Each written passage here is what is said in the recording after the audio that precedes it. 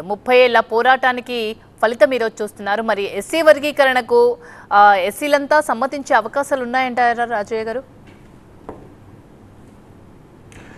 ఇది డాక్టర్ భీమ్రావ్ అంబేద్కర్ గారి సిద్ధాంతమును ఎవరైతే నమ్ముతారో, వారి ఆలోచన విధానాన్ని ఎవరైతే అర్థం చేసుకుంటారో, రాజ్యాంగం మీద ఎవరికైతే నమ్మకం ఉంటుందో వాళ్ళందరూ కూడా తప్పకుండా చేస్తారు. అంటే ఈ వర్గీకరణ వల్ల ఏ ఒక్క వర్గానికి కూడా నష్టం జరగదు. వారి జనాభా నిష్పత్తి ప్రకారం వారికి రిజర్వేషన్ ఇవ్వడం జరుగుద్ది. ఇప్పుడు ఉదాహరణకి తెలంగాణలో స్వయంగా మరి కేసీఆర్ గారు నిండు సభలో చెప్పడం జరిగింది.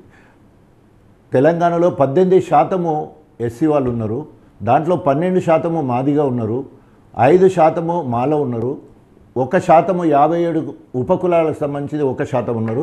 సో మొత్తం 18% ఉన్నది. ఇప్పుడు 15% రిజర్వేషన్ మాత్రం ఇవ్వడం జరుగుతుంది. ఒక పక్క ఎస్సీలను ఏబీసీలుగా వర్గీకరించాల్సిన అవసరం ఉన్నది. వారి జనాభాను బట్టి రిజర్వేషన్ కూడా పెంచాలని చెప్పేసి కూడా మరి కేసీఆర్ గారు నిండు సభలో కూడా మాట్లాడడం జరిగింది. తప్పకుండా రాబోయే రోజుల్లో మరి రేవంత్ రెడ్డి గారు ఈరోజు మరి అసెంబ్లీలో కూడా చెప్పడం జరిగింది. తప్పకుండా అవసరమైతే ఒక ఆర్డినెన్స్ తీసుకొచ్చి వీలైనంత తొందరగా కూడా చేస్తూ అంటున్నారు. మరి రేవంత్ రెడ్డి గారికి మేము ఒక విజ్ఞప్తి చేస్తూ ఉన్నాం. నింపబోయే జాబ్స్ ఏదైతే ఉన్నారో, రిక్రూట్ ఏదైతే నోటిఫికేషన్ ఇస్తారో, ఎస్సీలను వర్గీకరణ తర్వాత మాత్రమే చేస్తే మాదిగలు మరి లబ్ధి పొందే అవకాశం ఉంటుంది. లేకపోతే తొందరగా అడావుడిగా కనుక ఇప్పుడే నోటిఫికేషన్స్ ఇచ్చేసి అవి నిన్న తర్వాత మళ్ళీ వర్గీకరణ అంటే మళ్ళీ ఉద్యమం చేయాల్సిన పరిస్థితి వస్తుంది. కాబట్టి అవి వీలైనంత తొందరగా ఆర్డినెన్స్ తీసుకొచ్చేసి తర్వాత ఎస్సీలను ఏబీసీలుగా వర్గీకరించే పరిస్థితి కనుక అయ్యేది ఉంటే తప్పకుండా మాదిగలు లబ్ధి పొందడానికి అవకాశం ఉంటుంది విద్యా ఉద్యోగ రంగాలలో. టెక్సాస్ నుంచి సుధీర్ కాల్ చేశారు. సుధీర్ గారు నమస్తే అండి. రాజయ్య గారు మీ క్వశ్చన్ ఏంటో అడగండి. రాజయ్య గారు నమస్తే. నా పేరు జలగం సుధీర్, మాది కోదాడ కాన్స్టిట్యూన్సీ వస్తుంది. నమస్తే సుధీర్. జనరల్ గా మీకు అందరికీ అభినందనలు. ఈ రోజు 30 ఏళ్ల పోరాటం సక్సెస్ అయినందుకు. అయితే ఒక బేసిక్ క్వశ్చన్ అందరి మధ్యలో ఉంటుంది, టీవీ నైన్ ద్వారా మీకు తెలియజేస్తున్నా. ఈ రిజర్వేషన్ అనేది ఒక్కసారి పొందిన తర్వాత ఆ కుటుంబం ఒక ఉన్నత పొజిషన్కి వస్తుంది. కానీ తరతరాలుగా కొన్ని కుటుంబాలు లేదా కొంతమంది వ్యక్తులే ఈ రిజర్వేషన్ వాడుకొని వారి వరకు పైకి వస్తున్నారు. ఇంకా వెనుకబడిన వర్గాలను ముందుకు తీసుకురావడానికి ఈ క్రిమిలేయర్ లాంటిది ఏమన్నా తీసుకొస్తే బాగుంటుందా? ఇప్పుడు రేపు పొద్దున మీరు ఈ ఎంఆర్పిఎస్ పోరాటం కూడా మళ్ళీ కొంతమందికి ఈ వర్గంలో కొంతమందికి బెనిఫిట్ అయ్యి మిగతా వ్యక్తులందరూ వెనుకబడిపోయే పరిస్థితి ఉంటుంది కదా. ఇటువంటి సిచ్యువేషన్ మీరు ఎట్లా అడ్రస్ చేస్తారన్నా? మంచి ప్రశ్న.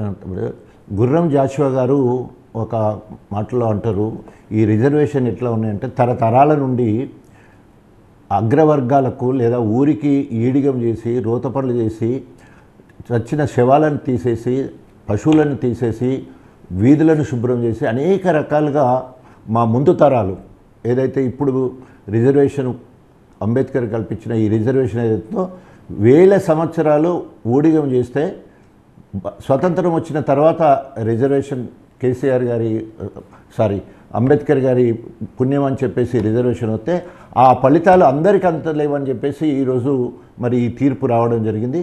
తప్పకుండా మీరు అన్నది బహుశా ఈరోజు ఇచ్చిన తీర్పులో అది కూడా ఉన్నట్టుంది. క్రిమిలేయర్ కూడా అంటే ధనవంతులు బీదవాళ్ళు అన్ని వర్గాలలో ఎస్సీల మాదిగల కానీ మాలల కానీ అది కూడా ఒక అంశంగా ఉన్నట్టు ఉంటుంది. ఇంకా రేపు ఎల్లుండి వరకు అయితే ఇంకా పూర్తిగా తెలుస్తుంది. అయితే ఒక్కరితో ఎదిగినంత మాత్రాన వారి కుటుంబం మొత్తము అన్నదమ్ములు అక్క చెల్లెళ్ళు బావలు బామర్దులు అందరూ కూడా ఎదిగినట్టు కాదు. సో కాబట్టి తప్పకుండా ఒక రెడ్డి ఎట్లయితే ఇప్పుడు 10% రిజర్వేషను ఆర్థికంగా వెనుకబడ్డ అగ్రకులాలకు కూడా 10% రిజర్వేషన్ కల్పించడం జరిగింది సో భారత రాజ్యాంగం. సో ఆ రకంగా తప్పకుండా మీరు అడిగిన దాని ప్రకారం రేపు తెలంగాణలో అట్లాగే ఆంధ్రప్రదేశ్లో పంజాబ్లో ఎక్కడెక్కడ వీలైతే తప్పకుండా క్రిమిలేయర్ కూడా మరి తీసుకుంటారనేది తెలుస్తున్నది. అందుకనే చాలామంది కూడా దాని మీద అనుమానం వ్యక్తం పరచడం జరుగుతుంది.